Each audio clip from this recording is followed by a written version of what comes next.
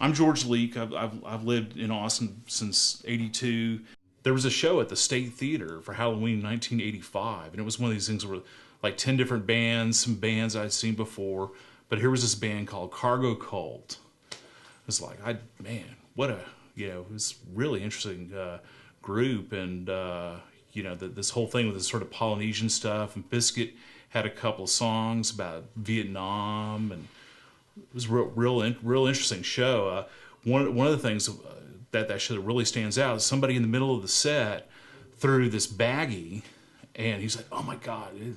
It's just this baggie. He had made this dress out of bologna sandwiches in Ziploc bags, and somebody had like saved one of the bologna sandwiches from the show from like a year ago and like threw it on stage during. But it was just, he would wear these like outlandish costumes, and I think that was something that happened, in the big boys days, but definitely was a big thing about Cargo Cult. And of course it was Halloween and everybody was wearing a little bit of costume. Great songs and everything. So I became a fan of theirs, and I started going to see some of their shows. What I heard was there was this big boys show where Biscuit was on stage. He was talking about when he first got back from Vietnam, first got back to Austin. What was happening was the big, Willie Nelson Cosmic Cowboys stuff, right? And so he really got into that scene, sort of like the early '70s. And he told the story at this big boys show about actually hanging out with Willie Nelson, and he described in vivid detail this sexual encounter that he had with Willie Nelson, with graphic detail about Willie's junk. I mean, really graphic detail, really punk rock, And I've heard the story from several different people that were at the show, and it was almost I think even a lot of the people in the audience, people were kind of taken aback a little bit. Even some of the members of the band were kind of, but it was also kind of oh God, yeah, it's kind of how punk rock is that? I mean, I could talk a lot more about Cargo Cult. I mean, you'd go, man, you'd see their show. I mean, there just wasn't really a band really quite like that. I mean, there was a band that kind of did.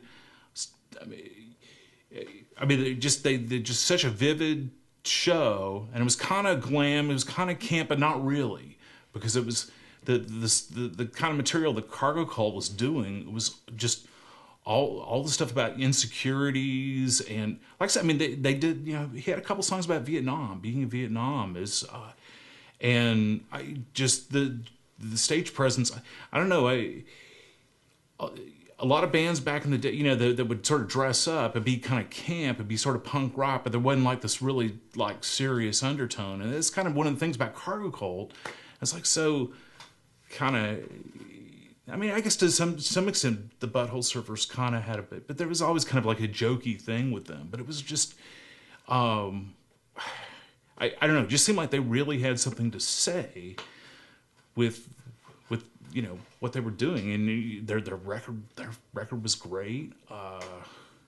And every time you go see a Cargo Cult show, and apparently this was what the case was, with Biscuit, during the big boys. I mean, he would have just some elaborate, just new bizarre costume. I mean, the guy, everybody talks about, what were the things that that the big boys were about, besides that all these guys that were into, punk rock and of course skateboarding, but also, I mean, especially those two guys, Tim Kerr and Biscuit, were just they were also artists, and they're just very much sort of the sort of street art ethos.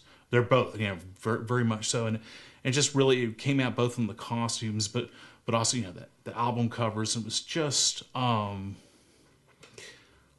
I mean, he was almost kind of a force of nature, Biscuit really was,